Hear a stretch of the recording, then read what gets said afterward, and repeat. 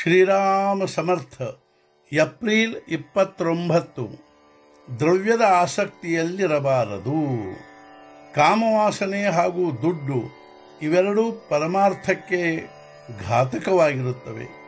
ಆದರೆ ಯಾರಾದರೂ ನನ್ನನ್ನು ಇವೆರಡರಲ್ಲಿ ಯಾವುದು ಹೆಚ್ಚಿಗೆ ಘಾತಕವು ಎಂದು ಕೇಳಿದರೆ ದುಡ್ಡು ಹೆಚ್ಚು ಘಾತಕವಿರುತ್ತದೆ. ದುಡ್ಡು ಭಗವಂತನ ನಿಷ್ಠೆಯನ್ನು ಕಡಿಮೆ ಮಾಡುತ್ತದೆ ಎಂದು ಹೇಳುತ್ತೇನೆ. ಭಗವಂತನು ನಮಗೆ ದುಡ್ಡು ಕೊಟ್ಟಿರುತ್ತಾನೆ, ಅದನ್ನು ನಾವು ಸತ್ಪಾತ್ರರೆಂದು ತಿಳಿದುಕೊಟ್ಟಿರುವನೇ. ಆದ್ದರಿಂದ ಭಿಕ್ಷುಕರಿಗೆ ದುಡ್ಡು ಕೊಡುವಾಗ ವ್ಯರ್ಥವಾದ ಮಾಡಬಾರದು. ಹಾಗೆ ಮಾಡುವುದೆಂದರೆ ಏನೂ ಮಾಡದಿರುವ ಬುದ್ಧಿ ಇದ್ದಂತೆ. ಅತ್ಯಂತ ತ್ಯಾಗಿ ಮನುಷ್ಯನು ಸರ್ವಸ್ವವನ್ನೂ ಕೊಡಬಹುದು, ಆದರೆ ಸ್ವ ಮಾತ್ರ ಕೊಡುವುದಿಲ್ಲ. ಸ್ವ ಕೊಟ್ಟು ಸರ್ವಸ್ವ ಇಟ್ಟುಕೊಂಡರೂ ನಡೆಯುತ್ತದೆ, ಆದರೆ ಸರ್ವಸ್ವ ಕೊಟ್ಟು ಸ್ವ ಇಟ್ಟುಕೊಂಡರೆ ನಡೆಯುವುದಿಲ್ಲ.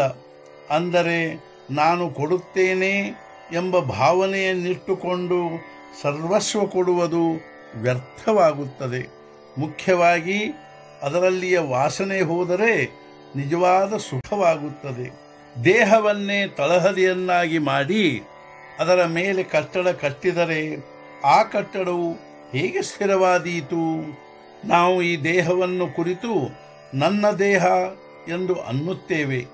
ಆದರೆ ಜ್ವರ ಬರುವುದು ಅಥವಾ ಬರದೇ ಇರುವುದು, ಅದಕ್ಕೆ ಉಪಚಾರ ಆಗುವುದು ಅಥವಾ ಆಗದೇ ಇರುವುದು ನಮ್ಮ ಕೈಯಲ್ಲಿರುತ್ತದೆ.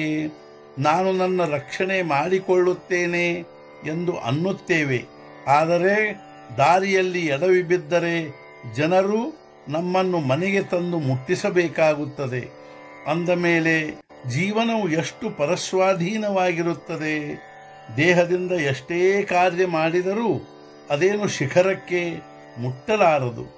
ಅಭಿಮಾನದಿಂದ ಮಾಡಿದ ಕಾರ್ಯ ಹೇಗೆ ತಾನೇ ಶಿಖರಕ್ಕೆ ಮುಟ್ಟೀತು? ಕೇವಲ ಭಗವದಿಚ್ಛೆಯಿಂದ ಮಾಡಿದ ಕಾರ್ಯವೇ ಕೊನೆಯವರೆಗೆ ತಲುಪುತ್ತದೆ. ಸಮರ್ಥರು ದೇಹ ಬುದ್ಧಿಯನ್ನು ನಷ್ಟಗೊಳಿಸಿ ಭಗವಂತನ ಅಧಿಷ್ಠಾನವನ್ನಿಟ್ಟುಕೊಂಡು ಕಾರ್ಯ ಮಾಡಿದರು. ಆದ್ದರಿಂದ ಅವರಿಗೆ ಇಷ್ಟು ಕಾರ್ಯ ಮಾಡಲು ಸಾಧ್ಯವಾಯಿತು. ಯಾರು ಭಗವಂತನವರಾಗುತ್ತಾರೋ ಅವರದೇ ಕಾರ್ಯ ಪೂರ್ಣವಾಗುತ್ತದೆ ಹಾಗೂ ಅವರಿಗೆ ನಿಜವಾದ ಸಮಾಧಾನ ಪ್ರಾಪ್ತವಾಗುತ್ತದೆ. ರಾಜರ ಹೊಟ್ಟೆಯಿಂದ ಹುಟ್ಟಿದವರು ಕೂಡ ಭಿಕ್ಷುಕರಾಗಿ ಹೋಗುತ್ತಾರೆ. ಅಂದ ಮೇಲೆ ನಾವು ಐಶ್ವರ್ಯದ ಗರ್ವವನ್ನೆಲ್ಲಿ ಮಾಡುವುದು?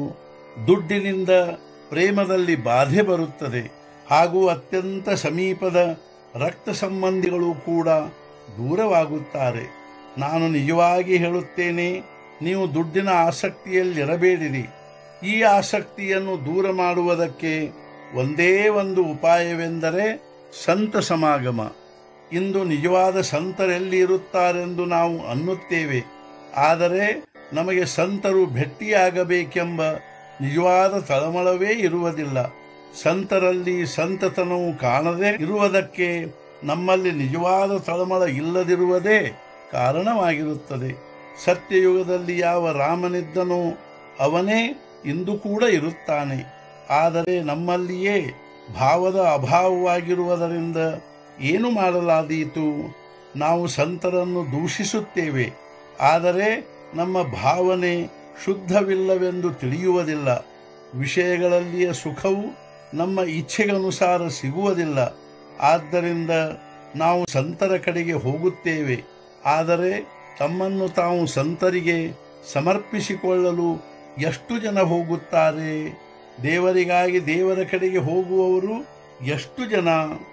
ಇಂದಿನ ಮುಖ್ಯ ವಿಚಾರ, ಮನಸ್ಸಿನಿಂದ ಯಾವಾಗಲೂ ನಾನು ರಾಮನವನು ಇರುತ್ತೇನೆ ಎಂಬ ಭಾವವಿಡಬೇಕು.